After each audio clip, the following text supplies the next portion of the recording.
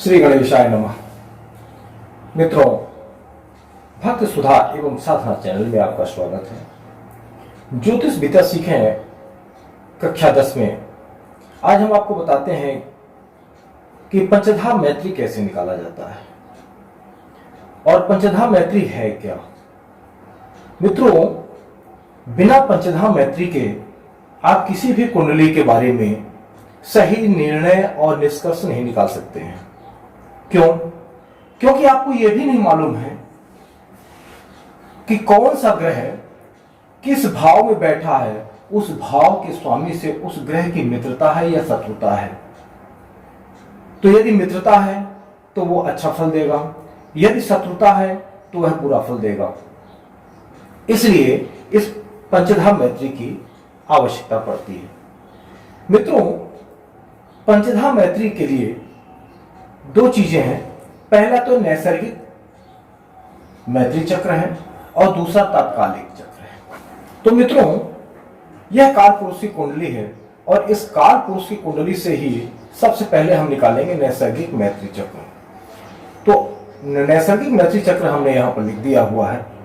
नैसर्गिक मैत्री चक्र की परिभाषा यह है कि कोई भी ग्रह अपने मूल त्रिकोण राशि से, जैसे सूर्य की मूल त्रिकोण राशि क्या है? सिंह है, चंद्रमा की वृष है, मंगल की मेष है, बुध की कन्या है, बृहस्पति की धनु है, शुक्र की तुला है और शनि की कुंभ है। राहु और केतु को कोई मूल त्रिकोण राशियां नहीं है। तो कोई ग्रह अपनी मूल त्रिकोण राशि से यदि दूसरे, चौथे, पांचवें, आठवें, नौवें और 12वें भाव पर की जो राशियां हैं, उन राशियों के स्वामी उसके मित्र होंगे और तीसरे, छठवें, सातवें, 10वें और 11वें भाव के जो राशियां हैं उनके स्वामी उनके शत्रु होंगे। परंतु जो मित्र भी हो और शत्रु भी हो वह सम हो जाएगा, अर्थात एक में मित्र हो और एक में शत्रु हो। जैसे मंगल की राशि है मेष और ये है वृश्चिक, तो ये दो राशियां हैं। तो एक में अगर मित्र में भाव में आ जाएगा और दूसरे में शत्रु भाव में आ जाएगा तो वो सम हो जाएगा। यदि वो एक में मित्र न रहे दूसरे में शत्रु हो जाए तो शत्रु हो जाएगा। तो ये चीजें आपको आज मैं बताने जा रहा हूं कि नैसर्गिक मैत्री चक्र कैसे निकाला जाता है। अब जैसे मान लीजिए, अब हम बात करते हैं पहले सूर्य की। जो पहला ग्रह है वह सूर्य है। हम सूर्य की बात करते हैं। यह ग्रह अपनी मूल त्रिकोण राशि, अर्थात मूल त्रिकोण राशि उनकी स्वयं की राशि मानी जाती है। जैसे चंद्रमा जो है उसकी स्वयं की राशि तो कर्क है, लेकिन मूल त्रिकोण राशि उसके वृष है। चूंकि वृष राशि शुक्र की भी है और शुक्र तुला में मूल त्रिकोणी होता है। दूसरी चीज, कोई भी ग्रह अपने उच्च ग्रह की राशि में यदि होगा तो वह मित्र की राशि में माना जाएगा या मित्र की राशि ही उसकी कही जाएगी। इसी तरह से आज हम आपको बताते हैं कि मान लीजिए हमने सूर्य का लिया और सूर्य की मूल त्रिकोण राशि क्या है? सिंह है। सूर्य की त्रिकोण राशि जो है वो सिंह है। तो ये सिंह राशि। अब ये सिंह राशि से हम बात करें तो दूसरा, चौथा, पांचवा, आठवां और नौवां दूसरे भाव का स्वामी कौन है? बुध है। तो हम यहां पर बुध को लिख लेते हैं। इसके बाद चौथे भाव का, अर्थात 1, 2, 3, 4 ये हो गए मंगल, तो ये मंगल को हमने लिख लिया। इसके बाद पांचवा ये हो गए गुरु, तो हम गुरु को लिख लिया हमने। इसके बाद आठवां भाव, 1, 2, 3, 4, 5, 6, 7, 8, आठवां फिर गुरु हो गए। इसके बाद में नौवां, अर्थात 1, 2, 3, 4, 5, 6, 7, 8 और 9 ये लग्न हो गया मंगल का, ये हो गया मंगल। इसके बाद 12वां अर्थात इस राशि का ये हो गए चंद्रमा। तो ये तो हो गए मित्र राशि अर्थात मित्र ग्रह, ये हो गए मित्र ग्रह। अब दूसरा हम लेते हैं शत्रु ग्रह। 3, 6, 7, 10 और 11 इन भावों के स्वामियों को हम लेते हैं। तो ये तो हो गए हमारे मित्र और ये हो जाएंगे हमारे शत्रु। तो तीसरे भाव में कौन किसकी राशि है, 1 2 3, ये है शुक्र, शुक्र की राशि होगी। इसके बाद में छठवां 3 ये हो गए, 4 5 6 शनि हो गए। 6 के बाद 7वां शनि हो गए। इसके बाद में 10वां 8 9 10 फिर शुक्र हो गए। और पुनः है 11वां अर्थात ये, तो ये हो गए बुध के। तो ये साहब, इसमें हमें ये देखना है कौन कौन से मित्र हैं निकालने के लिए। जो इसमें है, जैसे शनि इसमें है, शुक्र इसमें है, अब बुध इसमें भी है, तो ये बुध को काटेंगे और ये बुध को काटेंगे। तो जब हमने ये बुध को काट दिया तो ये बुध वहां देखिए सम में पहुंच गया, अर्थात न मित्र है और न शत्रु है, सम हो गया। शुक्र ये देखें, ये शुक्र अर्थात शत्रु, पहली राशि में भी शत्रु है और दूसरी राशि में भी शत्रु है, इसलिए ये शत्रु लिख दिया। शुक्र और शनि, ये शुक्र और शनि, ये दो लोग बचे हैं। अब इसी तरह से हम दूसरे का भी निकालते हैं। मान लीजिए चंद्रमा का हम निकालना चाहें तो हम निकालते हैं चंद्रमा का। ये तो हो गया क्या, नैसर्गिक, ये भी नैसर्गिक है। नैसर्गिक के बाद हम आपको तात्कालिक बताएंगे, तात्कालिक कैसे निकाला जाता है, क्योंकि इन्हीं तरीकों से ये नैसर्गिक जो मैत्री चक्र है वो बनाया गया है। मान लीजिए हम अभी चंद्रमा का निकालते हैं, ये है चंद्रमा। अब चंद्रमा की मूल त्रिकोण राशि जो है वो वृष है। वृष में 3 डिग्री से 30 डिग्री तक इसका मूल त्रिकोणी रहता है और शेष वो तुला की राशि हो जाती है। लेकिन मूल त्रिकोण में कहा जाएगा जब वो 3 डिग्री से 30 डिग्री के मध्य में रहेगा। तो हम चंद्रमा की बात करें तो चंद्रमा से दूसरे भाव में कौन सा है, दूसरा भाव ये हो गया बुध का, दूसरा भाव बुध का हो गया। फिर आप चौथे घर की बात करें तो 1 2 3 4 ये हो गए सूर्य की राशि। इसके बाद 5 ये हो गए बुध की राशि। इसके बाद 8वां भाव 1 2 3 4 5 6 7 और ये 8वां भाव में किसके हैं, गुरु है, अर्थात बृहस्पति। इनको गुरु भी कहा जाता है और बृहस्पति भी कहा जाता है। इसके बाद 9वां भाव शनि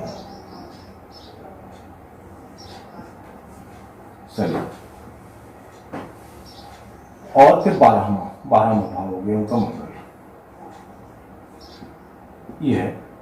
ये वृष राशि है और वृष राशि के जो है चंद्रमा की मूल त्रिकोण राशि है। यहां से हमने गिनती प्रारंभ किया तो दूसरे भाव में बुध बैठे हैं, चौथे में सूर्य है, 5वें में बुध है, 8वें में गुरु है, 9वें में शनि है और 12वें में मंगल है। अब हम इनके तो ये मित्र के हो गए। अब हम शत्रु के, इनके शत्रु भाव को देखते हैं कि शत्रु भाव में कौन है, अर्थात तीसरा कौन सा हो गया, 1 2 3 ये स्वयं के चंद्रमा हो गए। तो स्वयं का आदमी स्वयं का शत्रु नहीं होता, इसलिए चंद्रमा का नाम हम यहां लिखेंगे। फिर छठवें भाव 1 2 3 4 5 और 6, छठवें भाव में और इनके स्वामी कौन है, तुला के, ये हो गए शुक्र। तो ये हो गए शुक्र और इसके बाद 7वें भाव के हो गए मंगल, तो ये हो गए मंगल 7वें भाव। इसके बाद में 10वें भाव 7 तो यहाँ हो गए थे, 8 9 और ये 10, फिर शनि। 10 के बाद में 11वां भाव गुरु के हो गए।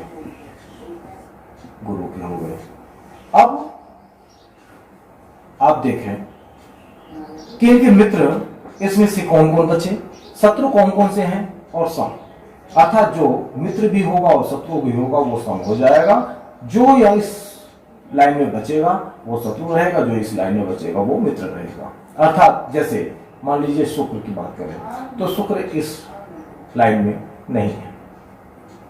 तो हम बात करते हैं कि नैसर्गिक मैत्री चक्र में चंद्रमा की कौन कौन से मित्र हैं और कौन कौन से शत्रु हैं, हम इनकी बात करेंगे। तो मान लीजिए जैसे ये गुरु हो गए, ये गुरु हो गए, गुरु गुरु पड़ गए, अर्थात ये सब हो गए।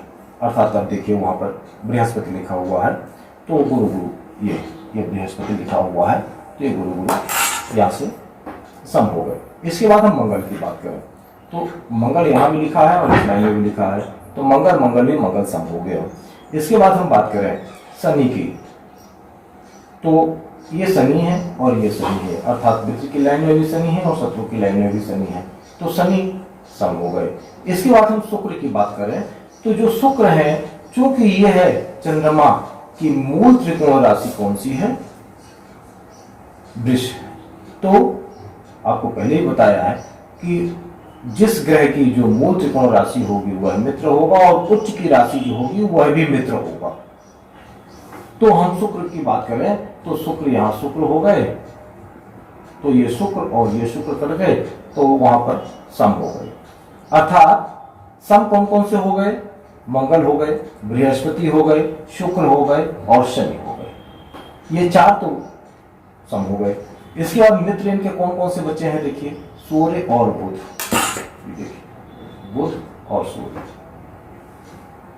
बुध बुध दो हो गए, अर्थात ये मित्र हो गए, और सूर्य, अर्थात ये सिर्फ बुध और सूर्य चंद्रमा के मित्र हैं और शेष सम है, और चंद्रमा का कोई शत्रु नैसर्गिक ग्रह मैत्रिक ग्रह में या चक्र में होता ही नहीं।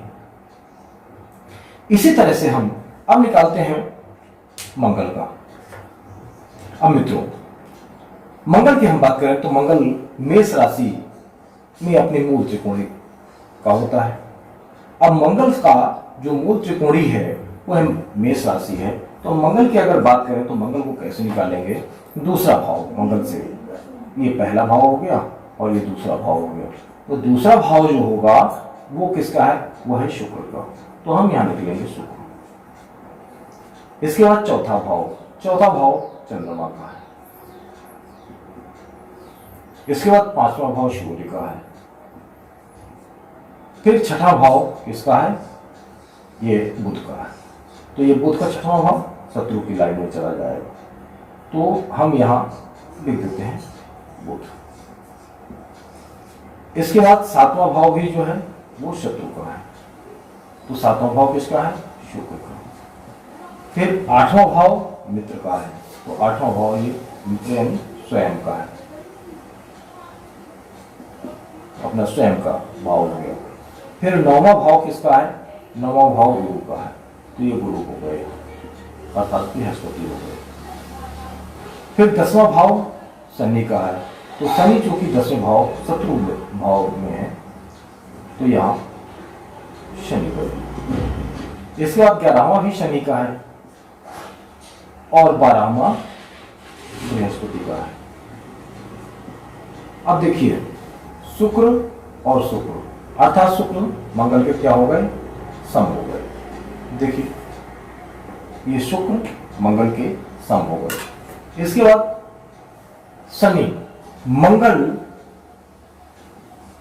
दशम में उच्च का होता है, तो जब मंगल मकर में उच्च का होता है तो यहां पर शनि लिख देंगे, तो ये शनि और ये शनि दोनों एक साथ बराबर कर देंगे, अर्थात एक में शत्रु और एक में मित्र हैं, तो ये शनि इसके सम हो जाएंगे। इसके पश्चात चंद्रमा, सूर्य और गुरु, मंगल तो स्वयं का है, इसलिए मंगल के सूर्य, चंद्रमा और बृहस्पति ये तो हो गए मित्र। और बुध चूंकि शत्रु है लेकिन मित्र की लाइन में नहीं आया, इसलिए दोनों भाव में उसके शत्रुता भाव है, तीसरे और छठवें दोनों में यह शत्रु भाव है, इसलिए बुध एक अकेला शत्रु मंगल का रहा, इसलिए यहां पर लिखा गया बुध। इसी तरह से सभी ग्रहों के जो नैसर्गिक मैत्रिक चक्र बनाया गया है वो इस हिसाब से बनाया गया है कि इसको आप अगर याद ना भी रहे तो आप ऐसे निकाल सकते हैं कि दूसरा, चौथा, पांचवा, आठवां, 9वां और 12वां भाव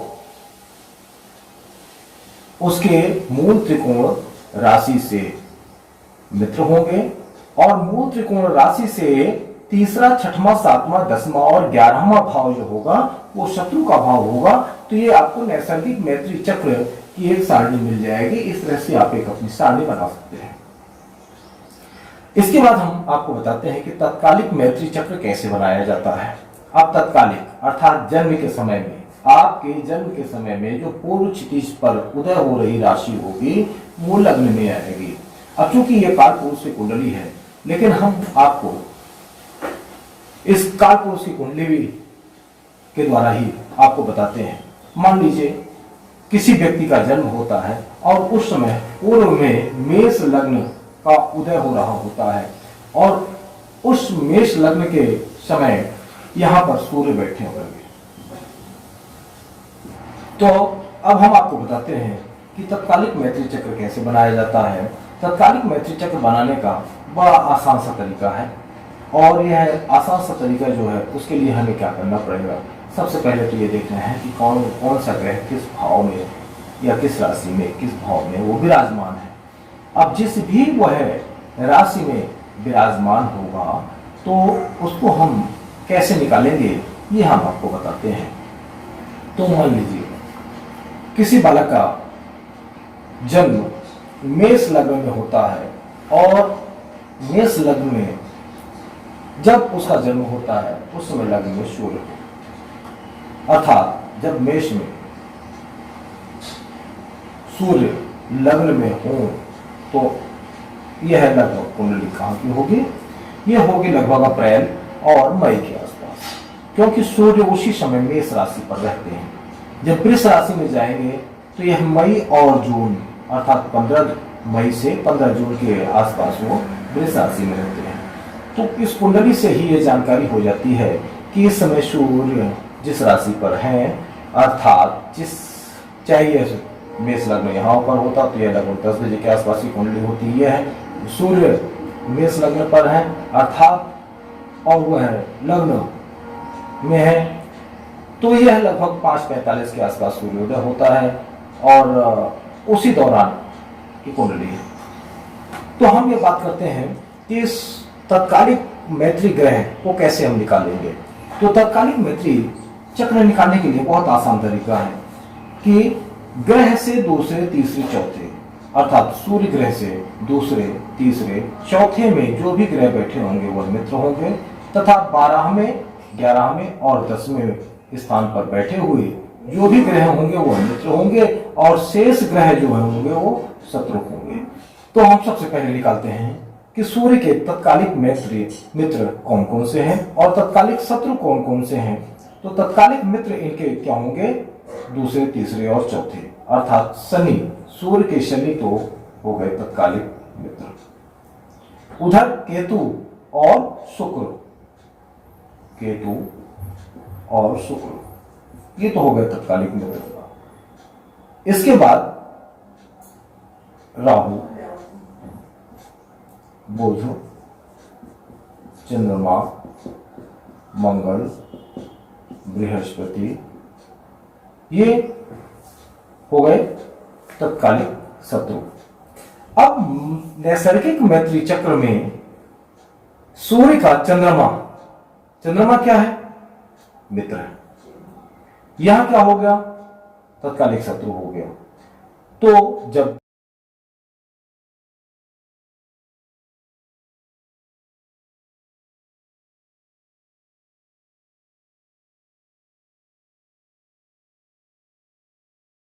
अब हम आपको बताते हैं कि तत्कालिक मैत्री चक्र कैसे निकाला जाता है। नैसर्गिक चक्र का यदि वह मित्र है और तत्कालिक मित्र है तो पंचधा मैत्री में आधी मित्र के नाम से कहा जाएगा, अर्थात इनकी मित्रता बड़ी गहरी होगी और गहरी मित्रता वाले जो ग्रह होंगे वो अपनी दशा और अंतर्दशा में इस जातक को शुभ फल प्रदान करेंगे। तो जैसे अभी हमने ये सूर्य का निकाला तो सूर्य के शनि क्या है, मित्र हैं। नैसर्गिक मैत्री चक्र में जो मित्र होगा और तत्कालिक में भी मित्र होगा वह अधिमित्र कहा जाएगा, अर्थात वह मित्र बहुत गहरा मित्र होगा और वह मित्र हमेशा उसको शुभ फल ही प्रदान करेगा। तो चूंकि सूर्य के शनि जो है वो तात्कालिक में क्या है, मित्र हैं, और नैसर्गिक में क्या है, शत्रु है। तो क्या हो जाएंगे ये, वहां से शत्रु है और यहां से मित्र है, तो जो शत्रु और मित्र मिलकर के सम हो जाएंगे, अर्थात शनि जो है वो सम रहेंगे। किसके लिए, सूर्य के लिए। इसके बाद दूसरी हम देखें दूसरे को, तो ये केतु। तो केतु क्या है, क्योंकि केतु सप्तम भाव या उस पर स्थित भाव को ही केतु और राहु प्रभावित करते हैं। कि केतु राहु की कोई राशि तो होती नहीं, इसलिए केतु और राहु को अब चूंकि तत्कालिक मित्र हैं तो ये मित्र का कार्य करेंगे। इस सूत्र को आप याद रखें तो आप बहुत आसानी से इनके मित्र और शत्रुओं को निकाल सकते हैं। तो हमने अभी सूर्य के बारे में जो निकाला है, तो शनि क्या हो गए, ये सम हो गए। सम क्यों हो गए, क्योंकि नैसर्गिक मैत्री चक्र में वो शत्रु हैं और यहां पर मित्र बन जाते हैं, इसलिए ये सम हो जाते हैं। अर्थात एक जगह से शत्रु और एक जगह से मित्र, तो वह सम हो जाता है। अर्थात ना वह मित्र रहता है ना शत्रु रहता है, उससे कोई वो नहीं रहता है, वो एक तरह से न्यूट्रल रहता है। तो हम बात करते हैं अभी सम की। सम हो गई ये शनि। इसके बाद में शुक्र की बात करें तो शुक्र चूंकि नैसर्गिक मैत्री में शुक्र क्या है, शत्रु है, और यहां पर क्या हो गए, मित्र बन गए, तो ये भी यहां पर सम हो जाते हैं। अब तीसरे को हम निकालें तो राहु। राहु क्या है, यहां शत्रु है राहु, और वहां कुछ नहीं, ये राहु हो गए शत्रु। इसके बाद बुध की बात करें, तत्कालिक में बुध शत्रु है, तत्कालिक में ये बुध शत्रु है, और सूर्य के बुध वहां पर सम है। जब यहां सम होंगे और यहां शत्रु होंगे तो क्या हो जाएंगे, वो शत्रु हो गए, तो अर्थात बुध भी सूर्य का शत्रु हो गया। इसके बाद तीसरे ग्रह की बात करते हैं, चंद्रमा। चंद्रमा चूंकि तत्कालिक में शत्रु है और नैसर्गिक में मित्र है, तो शत्रु और मित्र मिलकर के क्या हो जाएंगे, सम हो जाएंगे। तो चंद्रमा भी सूर्य के सम हो गए। इसके पश्चात चौथे हैं मंगल। मंगल चूंकि तत्कालिक के कौन है, मित्र हैं, और नैसर्गिक में सूर्य के मंगल मित्र हैं, तो यहां ये भी सम हो जाएंगे। और यही स्थिति बृहस्पति की होगी कि नैसर्गिक में वो मित्र हैं और तत्कालिक में शत्रु की स्थिति में है, तो ऐसी स्थिति में बृहस्पति भी सम हो जाएंगे। अर्थात इस कुंडली में सूर्य के मात्र एक मित्र है और वो है केतु, और शेष 5 ग्रह यह सम हो जाएंगे और शत्रुओं में 2 ग्रह होंगे। मान लीजिए इसी तरह से हम किसी और ग्रह का निकाल लेते हैं। मान लीजिए हम निकालते हैं शनि का, तो शनि के कौन से मित्र होंगे और कौन शत्रु होंगे हम आपको बताते हैं। तो मित्रों, शनि के लिए हमें सबसे पहले क्या करना पड़ेगा कि शनि के दूसरा, तीसरा और चौथा ये तो मित्र हो जाएंगे। तो तीसरे भाव में कौन बैठा है, राहु, ये राहु मित्र हो गया। इसके बाद बुध भी मित्र हो गया। फिर 1 2 3 इन पीछे के 3 घर, आगे के 3 घर में जो बैठे होंगे वो क्या होंगे, मित्र होंगे। और 4 5 6 7 8 9 नवम भाव में जितने भी बैठे होंगे वो सब क्या होंगे, शत्रु होंगे। ये तत्कालिक मैत्री के लिए हम बता रहे हैं आपको। तो राहु क्या हो गए, मित्र हो गए, और बुध मित्र हो गए।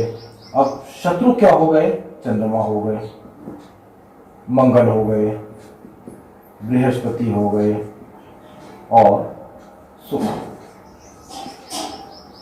और यहां सूर्य अब आते हैं 12वां भाव, 11वां भाव और 10वें भाव, अर्थात सूर्य और केतु, ये तत्कालिक मित्र हो गए। तो अभी जो हमने आपको सूर्य का निकालते समय बताया था उसी तरह से सेम प्रक्रिया इसकी भी रहेगी कि नैसर्गिक चक्र का मित्र जो होगा और तत्कालिक का मित्र होगा वो अधिमित्र कहे जाएंगे।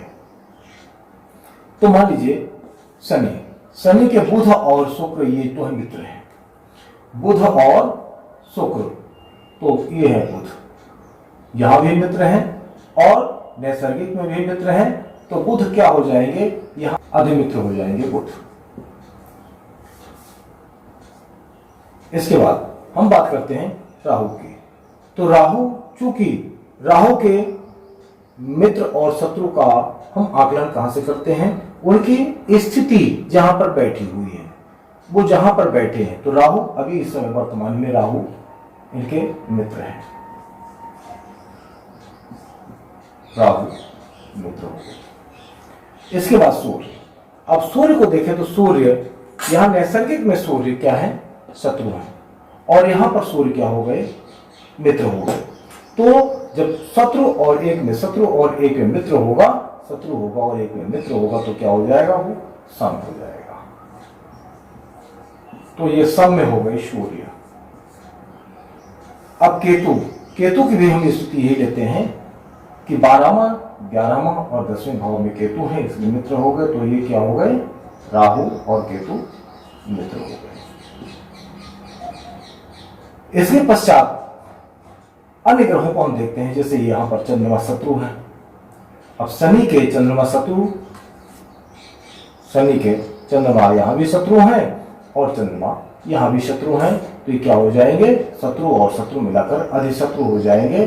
तो इसलिए ये अधिशत्रु, ये हो गए चंद्रमा अधिशत्रु। अर्थात जब भी शनि की गोचर चंद्रमा के ऊपर से होगा, अर्थात तुला राशि के ऊपर से जब भी शनि यहां से निकलेंगे, तो इस व्यक्ति के जीवन में आघात पर आघात देकर के जाएंगे। यह होता है अधिशत्रु का, अर्थात शनि चंद्रमा के शत्रु हैं, तो अपने शत्रु भाव में वो जब भी पहुंचेंगे तब उसको आघात देंगे ही देंगे। तो हम बात करते हैं मंगल की। मंगल की भी वही स्थिति है। मंगल देखिए वहां पर क्या है, शनि के शत्रु हैं, और यहां पर क्या स्थिति बन गई है मंगल की, ये मंगल जो है ये शत्रु हो गए। ये तो मित्र की श्रेणी है और ये शत्रु की श्रेणी है, तो शत्रु अधिशत्रु हो गए, तो ये हो गए मंगल।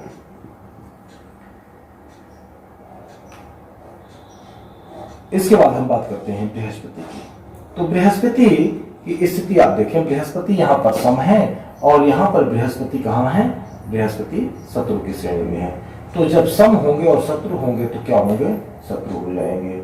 अर्थात यह सिर्फ शत्रु, अधिशत्रु नहीं है, तो ये हो गए बृहस्पति शत्रु। इसके पश्चात हम बात करते हैं शुक्र की। तो शनि से शुक्र क्या है, यहां पर शत्रु है और यहां पर क्या है, शुक्र मित्र है। तो जब मित्र और शत्रु दोनों मिल जाएंगे, तो नैसर्गिक में अगर मित्र होंगे और यहां पर शत्रु हो गए, तो ये शुक्र क्या हो जाएंगे, यहां पर सम हो जाएंगे। तो अर्थात ये शुक्र भी सम हो गए। अब शनि के अधिमित्र कौन है, बुध है।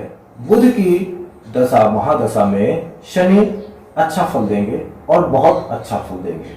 मित्र हो गए राहु और केतु, इनके समय में अच्छा फल मिलेगा। जब भी इनकी महादशा अंतरदशा चलेगी, शनि की महादशा होगी और इनकी अंतरदशा चलेगी, या इनकी महादशा होगी और इनकी अंतरदशा चलेगी, तो चूंकि एक दूसरे के मित्र हैं इसलिए ये अच्छा फल देंगे। सम, सूर्य और शुक्र ये एक न्यूट्रल रहेंगे। जब भी शनि की महादशा चलेगी तो सूर्य और शुक्र में न्यूट्रलता रहेगी, मतलब न तो कोई शुभ होगा ना कोई अशुभ हो, जीवन चल रहा है, चलता रहेगा। इसी तरह से अधिशत्रु है। तो शनि की महादशा में जब भी चंद्रमा, अर्थात शनि जब भी चंद्रमा और मंगल के ऊपर से गोचर करेगा, तब इन स्थितियों में और उसी समय शनि की महादशा और अंतर्दशा भी चल रही हो, तो इस जातक के जीवन में यह भाव किसका है, ये जाया का है, अर्थात पत्नी का है। या तो पत्नी कहा जाए, या तो सहपाठी कहा जाए, या तो व्यापार बिजनेस का जो सहयोगी है वह कहा जाए।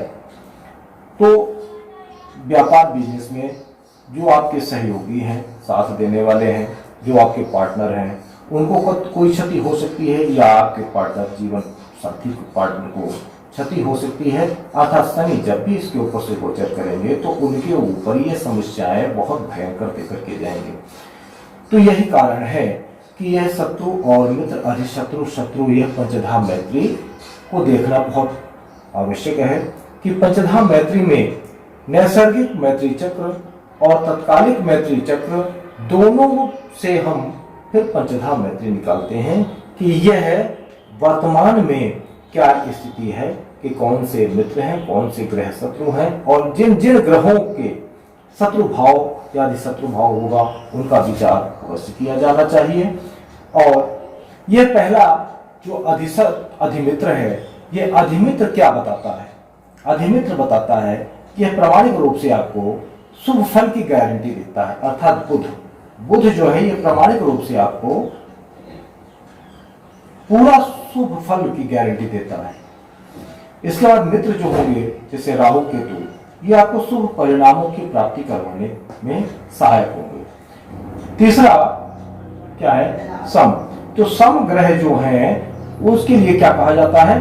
किसी प्रिय मित्र ग्रह के आने तक आप रुकिए और इंतजार करिए, अर्थात इस समय में हम आपकी कोई मदद नहीं कर सकते हैं। अधिशत्रु क्या कहता है? अधिशत्रु जैसे ये चंद्रमा और मंगल है, तो ये क्या करते हैं? पूर्ण अशुभ परिणामों की ओर आपको संकेत करते हैं कि आपके ऊपर पूरी तरह से अशुभता छाई हुई है। और शत्रु क्या कहते हैं? शत्रु कहते हैं कि आपको अशुभ फल ही मिलेगा, यहाँ पर शुभ फल मिलने की संभावनाएं आपको शून्य है। तो ये होता है पंचधाम मैत्री से। पंचधाम मैत्री का यही एक सबसे बड़ा महत्व है कि प्रामाणिक रूप से आपको शुभ फल और अशुभ फल की गारंटी देते हैं, या शुभ परिणामों की प्राप्ति की ओर संकेत करते हैं, या ये कहते हैं समग्रह कि आप कुछ समय तक इंतजार करिए, अभी आपका समय नहीं आया है, प्रतीक्षा कीजिए और शुभ ग्रह आने तक आप इंतजार करिए, इसके बाद आपको शुभ परिणाम प्राप्त होंगे। तो मित्रों, फिर हम आपको अगले नए ज्ञान के साथ में फिर मिलते हैं। जय श्री मन्नारायण।